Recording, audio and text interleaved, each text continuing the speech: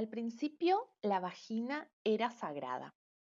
Se necesitarían muchos volúmenes para explicar exhaustivamente la historia de la vagina solo en Occidente. De modo que aquí daré necesariamente una visión general, centrándome en los cambios más relevantes por su significado y representación cultural. La vagina comenzó como algo sagrado. En las paredes de los primeros asentamientos históricos hay símbolos tallados de vaginas. En los primeros objetos de la prehistoria humana aparecen representadas vaginas. Estatuillas como las Venus de Europa Central, que probablemente representan la fertilidad, exhibían a menudo unos órganos sexuales exagerados. No podemos saber a ciencia cierta y con exactitud lo que representaban estas vaginas sagradas, pero historiadores feministas como Rhian Esleir en El cáliz y la espada y otros están seguros de que representaban un estado primordial de matriarcado. Sin embargo, no hay duda de que la importancia dada a las representaciones de la vagina cuando los seres humanos empezaron a hacer arte sugiere que la sexualidad y la fertilidad femeninas se consideraban sagradas. Entre 25.000 y 15.000 años antes de Cristo, en Europa abundaban las estatuillas de Venus, imágenes de la fertilidad con exageradas vulvas, hechas de piedra o marfil. Y en Egipto eran comunes unas imágenes parecidas, modeladas a mano con arcilla del Nilo. Sir Arthur Evans, el descubridor de la civilización minoica al principio del siglo XX, señaló que la gran cantidad de aquel tipo de estatuillas de la fertilidad en partes tan diversas del mundo, hacía pensar que la misma Gran Madre, cuyo culto bajo diversos nombres y títulos se extiende por gran parte de Asia Menor y las regiones del más allá, eran un hecho en todo el mundo. Según creen varios historiadores, como Rosalind Mills en La mujer en la historia del mundo, desde principio, cuando la humanidad surgió de la oscuridad de la prehistoria, Dios era una mujer.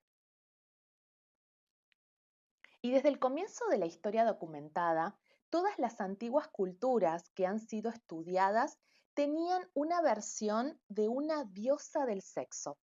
Desde Inanna, la creación épica sumeria de Gilgamesh, hasta las numerosas versiones de Astarot, adorada en la antigua Mesopotamia, la diosa egipcia Astarte del siglo VI a.C., que nació del culto de Astarot y de ahí hasta las culturas de la antigüedad clásica, Grecia y Roma. Hace 5.000 años, en lo que actualmente es Irak, la vulva de Inanna era adorada como algo sagrado. Los signos sumerios alababan el regazo de miel de la diosa. Comparaban su vulva con un barco del cielo y celebraban la generosidad que brota de su vientre.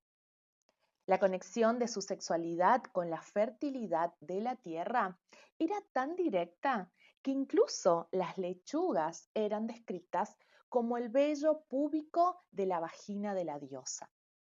La vulva de Inanna era mágica, un lugar de santidad pura. Inanna se apoyó en el manzano. Cuando se apoyó contra el manzano, su vulva era maravillosa para la vista. Regocijándose al ver su maravillosa vulva, la joven mujer Inanna se aplaudió a sí misma. Dijo: yo, la reina del cielo, visitaré al Dios de la sabiduría. El núcleo de la religión sumeria fue un matrimonio sagrado entre el dios pastor Tammuz e Inanna.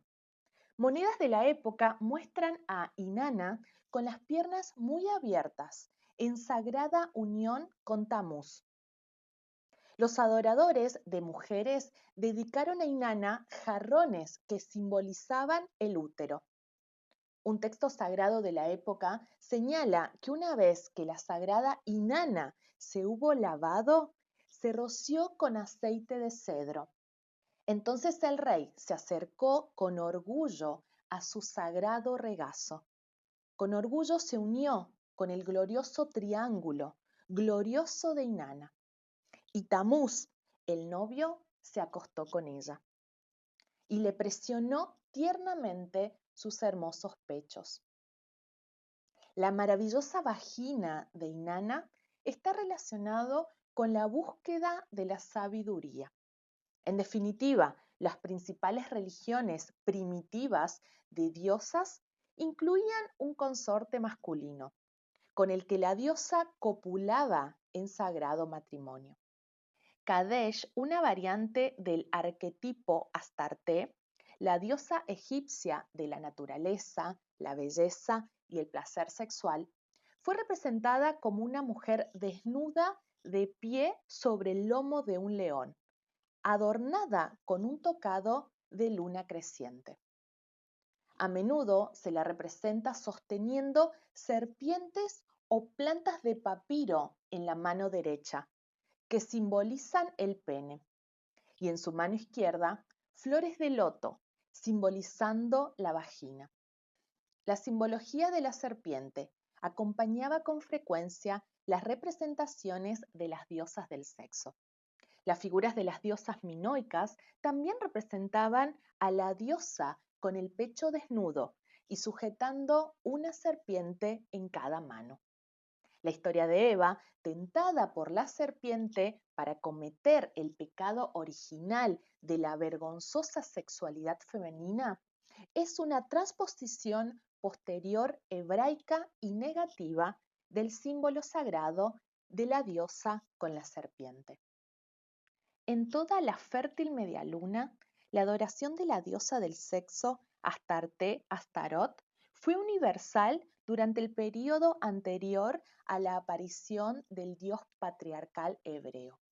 La adoración de la diosa en este período identificaba a Astarte con la generación sexual, pero también con la sabiduría del propio cosmos. Sin embargo, a medida que el judaísmo se fue alejando de sus antecedentes sumerios, todos los aspectos del culto a la diosa se transformaron poco a poco en algo negativo. Y la nueva y más joven religión trató de que sus seguidores se centraran en una visión masculina del Dios único. Cuando los hebreos desarrollaron el monoteísmo, lo hicieron en un contexto en que las religiones en torno a una diosa habían desarrollado un sistema de sacerdotisas sagradas. En ciertos momentos del calendario, estas sacerdotisas copulaban con los adeptos a esa religión, una práctica considerada como algo parecido a llevar a la comunidad el orden y la bondad de lo divino femenino. Los fieles reverenciaban a las prostitutas sagradas y no las veían en absoluto como trabajadoras sexuales degradadas. Hay muchas estelas que representan escenas donde estas sacerdotisas sexuales mantienen lo que se consideraba una relación sexual sagrada con los fieles. La aversión de los hebreos hacia esa forma de adoración que una y otra vez tentó a las tribus de Israel, su lucha política para competir con esta religión y la consiguiente hostilidad hacia la tradición de las prostitutas sagradas son evidentes en el horror con el que los 5 libros de Moisés hablan sin tapujos sobre la sexualidad femenina y en especial sobre la prostitución. Los hebreos transformaron las uniones que se habían considerado divinas en abominaciones. La adoración de la sagrada vagina y de la sexualidad femenina como metáforas de una divinidad superior se extendió por Europa antes de la llegada del cristianismo al continente. En la Irlanda precristiana e incluso en la era cristiana, los canteros tallaron muchas figuras de Shelah na Gir en las paredes exteriores de los edificios. En esas tallas, que representan a mujeres desnudas, simbolizan las brujas sagradas de la mitología celta y, como hemos visto, la liminalidad, con las piernas separadas y las manos abriéndose la propia vulva.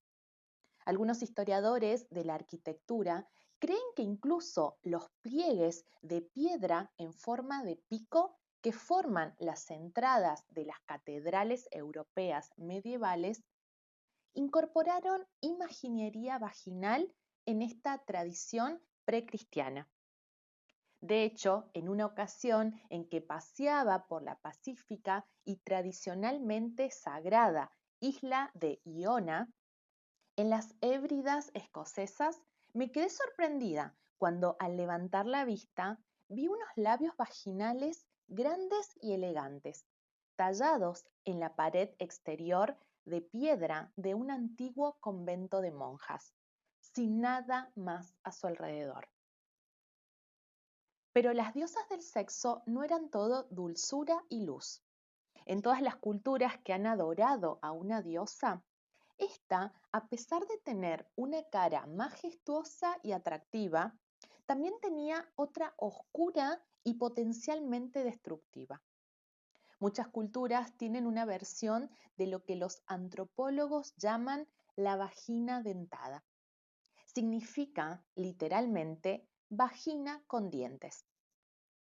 En su Teogonía, por ejemplo, el poeta griego Hesíodo describió al dios no nacido Cronos, que a través del vientre de su madre alcanzó a su padre Urano para castrarlo.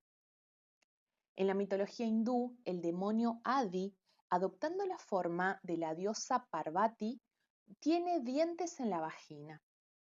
El autor Erich Neumann, en su relato sobre el culto a la diosa, la Gran Madre, identifica el motivo de la vagina dentada también en la mitología india norteamericana, donde un pez carnívoro habita en la vagina de la Madre Terrible.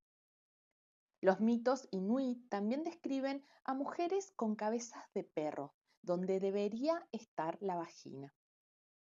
La asociación arquetípica y universal, generalmente hecha por hombres, de la vagina con boca, convierte la vagina dentada en un símbolo universal y atemporal de la ansiedad masculina causada por una madre amenazadora que engulle y aniquila. Un símbolo tan universal que Sigmund Freud lo exploró en sus 3 ensayos sobre la teoría de la sexualidad. Estas imágenes universales de la vagina dentada no simbolizaban una aversión personal a la vagina humana. Creo yo, son imágenes arquetípicas que constituyen un equilibrio necesario para la reverencia ante los poderes de la mujer como dadora de vida.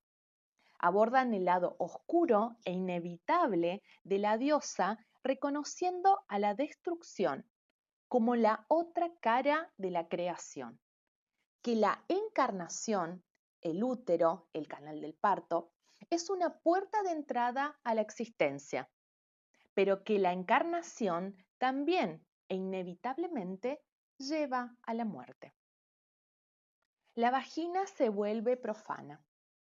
Aunque parte de la energía y la seducción asociadas con las anteriores diosas aún aparece en los relatos griegos sobre Eros y el deseo femenino, el estatus subordinado de la mujer se completa con la creación de las primeras ciudades-estado griegas. Algunos de los símbolos de la antigua diosa sobrevivieron hasta la época clásica. En la historia de Cadmo y Aretusa, por ejemplo, dentro de la Metamorfosis de Ovidio, Aretusa se convierte en una serpiente que representa, contra todo lo que cabría esperar, la vulva, y el hombre en una fuente, en representación del pene. Otra figura que refleja el poderoso simbolismo de la vagina en la antigüedad. adoradora de la diosa es la de Baubo, que se levanta la falda para enseñar su vulva y que consigue que Deméter, que ha perdido a su hija Perséfone, se ría de nuevo. La risa de Deméter ayuda a recuperar la fertilidad a un mundo que corre el peligro de volverse estéril por culpa de su dolor. Ningún historiador ha explicado de un modo concluyente cómo fue que las mujeres perdieron su estatus en la transición de las primeras civilizaciones a las de la antigüedad clásica. En la época de Platón se consideraba que la perfección sexual era la unión entre un hombre y un niño.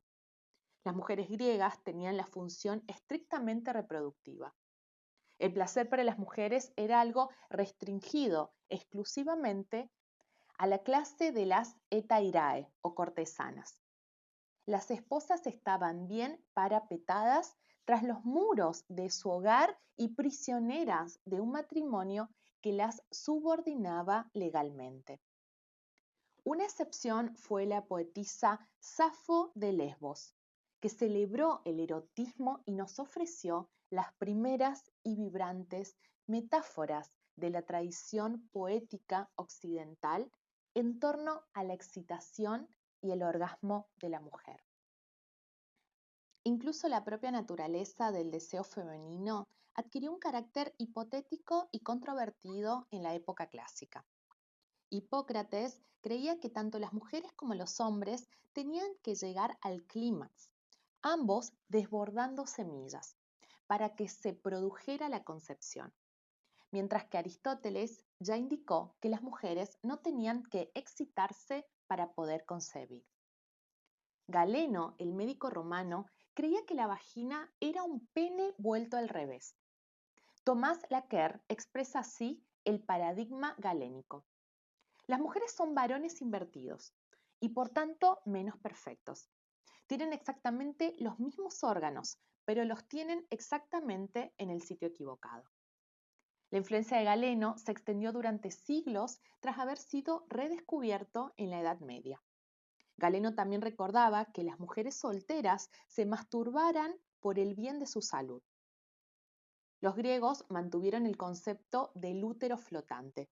Creían que el útero viajaba por todo el cuerpo de la mujer y desarrollaron la idea de que el carácter nervioso de las mujeres y otras enfermedades estaban causadas por las agitaciones del útero. Esta creencia fue adoptada por los romanos. La raíz de la palabra histeria, hister, proviene de la palabra griega que significa útero. La vagina judeo-cristiana, la evolución de la vergüenza. Aunque la Biblia hebrea se proponía condenar la prostitución de las prostitutas sagradas de las religiones politeístas que dominaron la fértil medialuna, como ya hemos visto, casi nunca menciona la vagina directamente, solo mediante eufemismos. Sin embargo, sí contiene pasajes que expresan con elocuencia el deseo sexual femenino. El Cantar de los Cantares contiene múltiples y sutiles metáforas para referirse a la excitación y el orgasmo femeninos. La tradición hebrea no había fomentado una división entre la mente y el cuerpo, y el sexo seguía siendo sagrado dentro de los límites del matrimonio. La exégesis rabínica insistía en que un hombre devoto debía satisfacer a su mujer sexualmente, al menos una vez por semana, dependiendo de su profesión. Pero Pablo, que era un judío helenizado en el siglo I después de Cristo, introdujo el concepto helénico de que la mente y el cuerpo están en guerra en las comunidades judeo-cristianas y pagano-cristianas de todo el Mediterráneo. Sus cartas codificaron la noción, cuya influencia se prolongó a lo largo de 2 milenios siguientes, de que la sexualidad es mala y vergonzosa, y de que la sexualidad desenfrenada en la mujer, incluso dentro del matrimonio, es particularmente mala y vergonzante. Con el surgimiento de la Iglesia en Europa y la propagación del Sacro Imperio Romano, las enseñanzas de Pablo se convirtieron en sinónimo de cristianismo y el cristianismo en sinónimo de cultura occidental. Los padres de la Iglesia, el odio a la vagina. El nacimiento de una ideología occidental que considera la vagina como algo particularmente odioso y en general presenta la sexualidad femenina como un cebo venenoso que lleva a la perdición, llegó a un punto de formación con Pablo y a continuación con los padres de la Iglesia. Se prolongó durante 4 siglos. Efectivamente, la Biblia hebrea condena la sexualidad femenina, que burló los límites del matrimonio. Por ejemplo, permite matar a la propia hija a pedradas si ha fornicado, pero también dirige duras palabras contra la infidelidad y los excesos masculinos. Dentro del matrimonio, tanto la sexualidad masculina como la femenina se consideraron una bendición. El Levítico y la Mishnah tratan la vagina en términos de impureza menstrual. Las mujeres deben abstenerse de tener relaciones sexuales, tomar baños rituales y, según sostiene la Mishnah, utilizar trapos de comprobación en las depresiones y los pliegues de la vagina para asegurarse de que están limpios de sangre después de la menstruación y antes de las relaciones sexuales. Pero la vagina como elemento odioso, incluso dentro del matrimonio, así como el ideal de la virginidad femenina como condición sexual, no apareció hasta los 4 siglos post-paulinos, sobre todo en el norte de África. Los padres de la Iglesia, que practicaban formas muy extremas de ascetismo en los ambientes masculinos y humillaban la carne de diversas formas, empezaron a rivalizar entre sí, vituperando la carne de las mujeres, especialmente como seres sexuales. Pablo escribió: "Es bueno para el hombre no tocar a las mujeres. Si no tiene constancia, que se case, pues mejor es casarse que quemarse". Pero Tertuliano llevó esta idea paulina mucho más lejos. Ahora la única finalidad de las relaciones sexuales era la procreación de los hijos. Y las mujeres no eran más que seres seductores que atraían a los hombres a un abismo satánico de sexualidad. Para Tertuliano, la vagina era un templo construido sobre una cloaca, la puerta de entrada del diablo. La huella de la equiparación de una mujer virgen con alguien bueno y puro es tan profunda que a duras penas pensamos si esos términos tienen una relación real. Asumimos la equiparación como una noción antigua, pero la idea de la Virgen cristiana pura es bastante reciente. Los estudiosos de la Biblia coinciden en que la ideología de la virginidad sagrada de María fue construcción mucho más tardía de la Iglesia, que no puede confirmarse en los textos originales del Nuevo Testamento, que sugieren que María tuvo varios hijos. La compleja creencia sobre la virginidad de María solo fue aceptada, de hecho, 5 siglos después de los acontecimientos descritos o narrados en el Antiguo Testamento, oficialmente en el año 451 después de Cristo, en el Concilio de Chalcedón. Existen pocas pruebas sobre cómo se interpretaba o se entendía la vagina en la Edad Media. Y lo poco que sabemos proviene de textos médicos.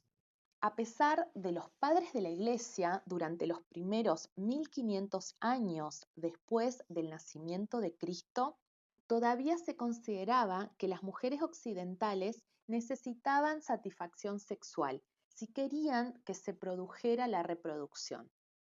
Durante un milenio y medio se consideró que la frustración sexual en las mujeres era causa de enfermedades y de sufrimiento mental.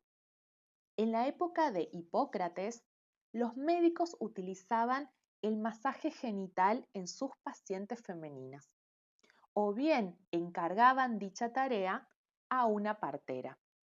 La práctica de la prescripción de masajes genitales medicinales para alcanzar el orgasmo como remedio para la histeria duró hasta los períodos de los Tudor y los Estuardo en Inglaterra.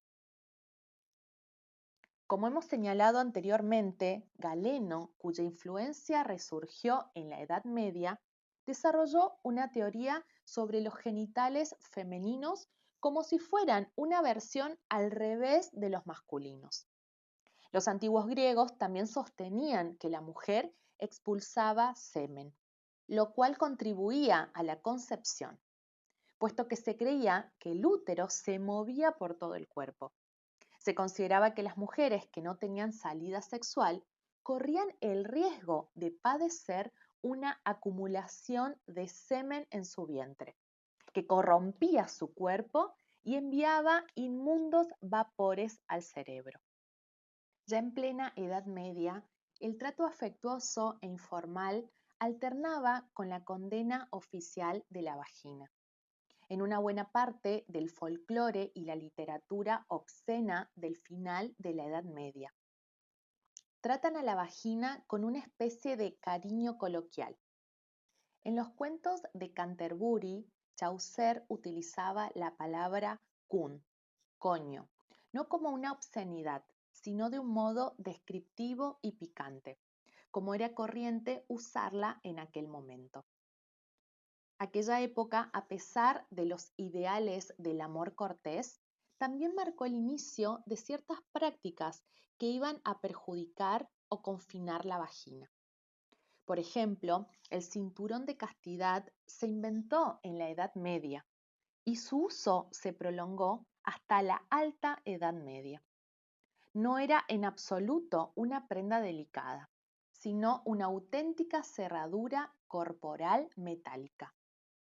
El artilugio consistió en un par de cintas de hierro que rodeaban las caderas de la usuaria y una tercera cinta de hierro que pasaba entre sus piernas.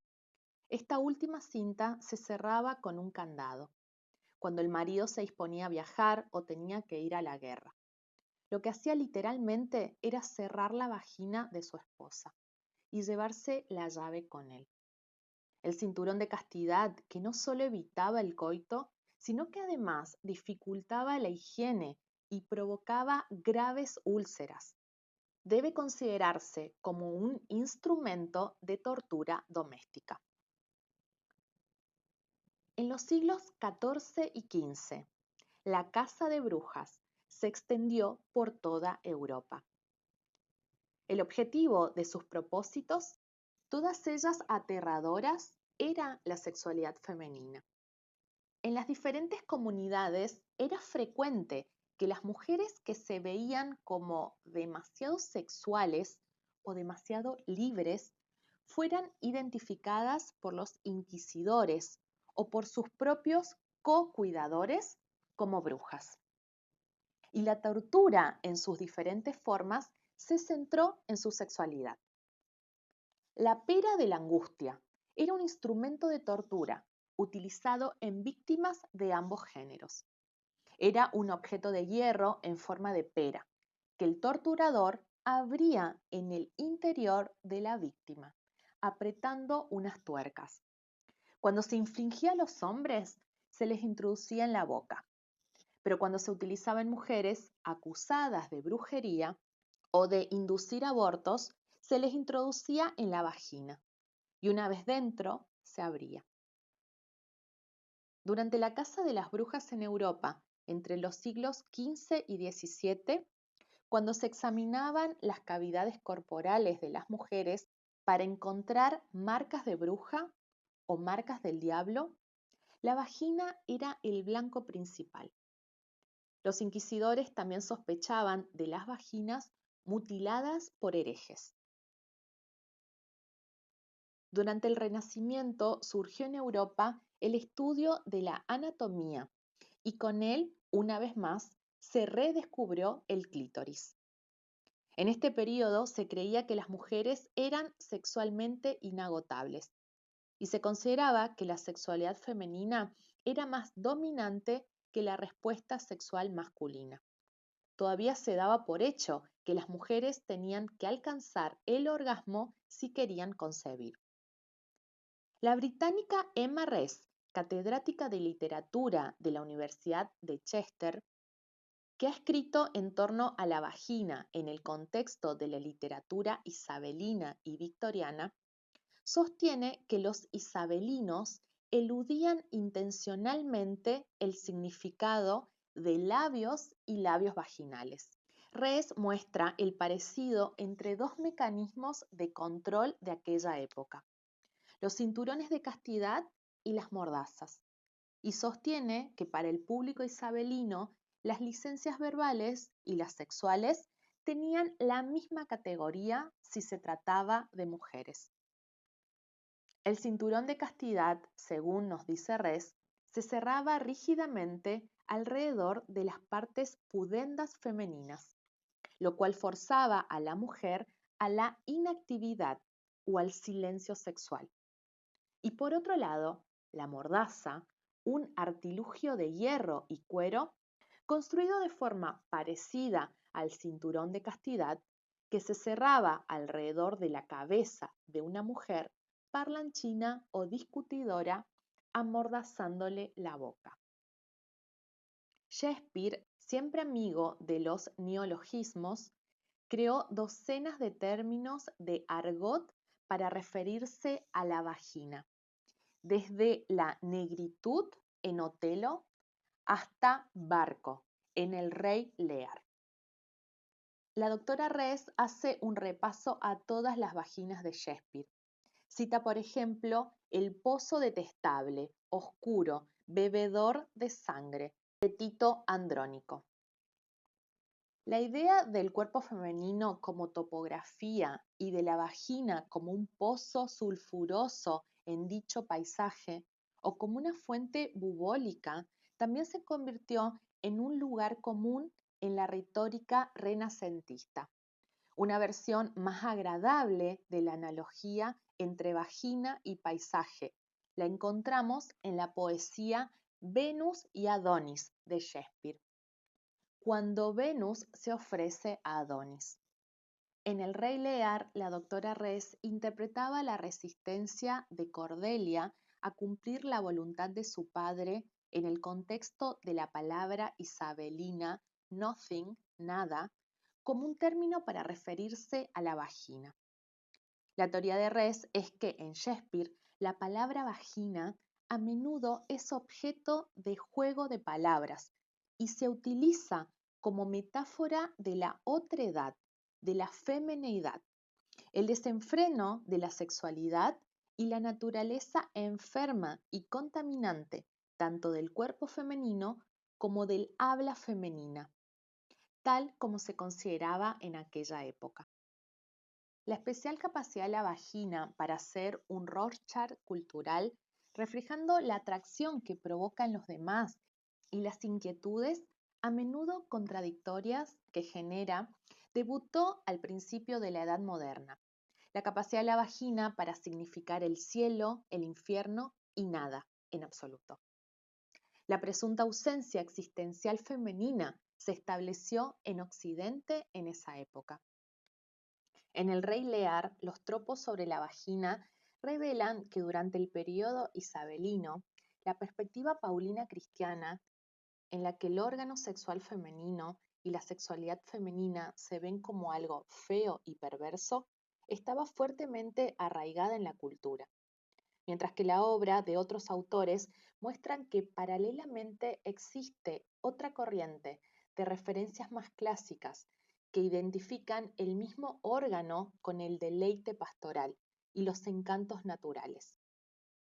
El poder simbólico de la vagina es fundamentalmente para una comprensión más profunda, no solo en Shakespeare, sino también de las inquietudes propias del Renacimiento, escribe la doctora Rez.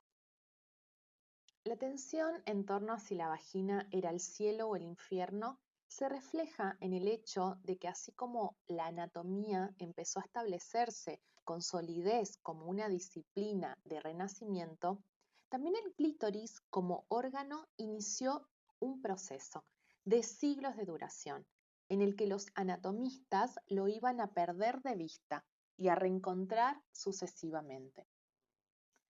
Los continuos errores y olvidos respecto a la ubicación, el rol o la función del clítoris no tienen paralelo en ningún otro órgano del cuerpo humano en toda la historia cultural de la anatomía occidental. El páncreas, por no hablar del escroto, una vez identificado en el cuerpo y comprendida su función, permanece ubicado y entendido. De hecho, los conocimientos sobre las funciones de otros órganos han aumentado solo en los últimos 4 siglos, mientras que la información sobre la función del clítoris es algo que periódicamente se borra y se minimiza para volver a resurgir más adelante. El viaje intelectual respecto al clítoris, ¿dónde está ahora? ¿Para qué sirve esta vez? También debe mostrarnos la ambivalencia que tiene en la cultura occidental la función del clítoris, no solo como desencadenante de la excitación sexual de la mujer, sino como una puerta o catalizador de su valentía y confianza.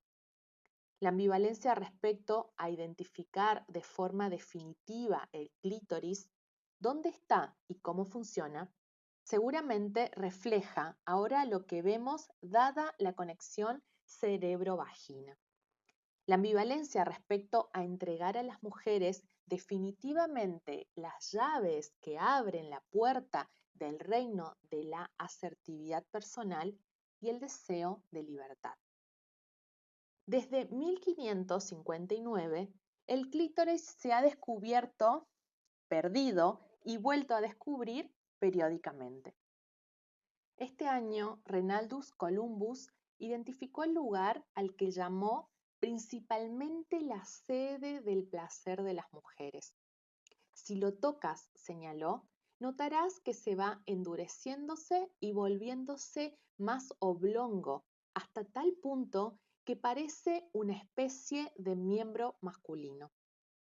Ya que nadie ha discernido estas proyecciones y su funcionamiento, si se permite dar nombre a lo que he descubierto, debería ser llamado amor o dulzura de Venus. Agregó que si lo frotamos vigorosamente con un pene o incluso tocándole con el dedo pequeño, un semen más veloz que el aire vuela de aquí para allá debido al placer. Sin estas protuberancias, las mujeres no experimentarían placer, ni con los abrazos venéreos, ni concibiendo fetos. En 1671, una partera llamada Jane Sharp lo volvió a identificar y señaló: se empina y cae como el pene y hace que las mujeres sean lujuriosas y se deleiten en la cópula. En Anatomía de los órganos humanos, un libro de medicina escrito por William Cowper en 1697, aparece por primera vez el clítoris como un órgano específico. Y Laqueur cita otro libro del siglo XVII, francés, en el que se indica que el clítoris es donde el autor de la naturaleza ha colocado la sede de la voluptuosidad, como lo ha hecho en el glande del pene, donde se halla la más exquisita sensibilidad y donde situó el origen de la lascividad en las mujeres. Sin embargo, tales olvidos y redescubrimientos solo presagiaban un olvido mucho mayor que todavía estaba por llegar.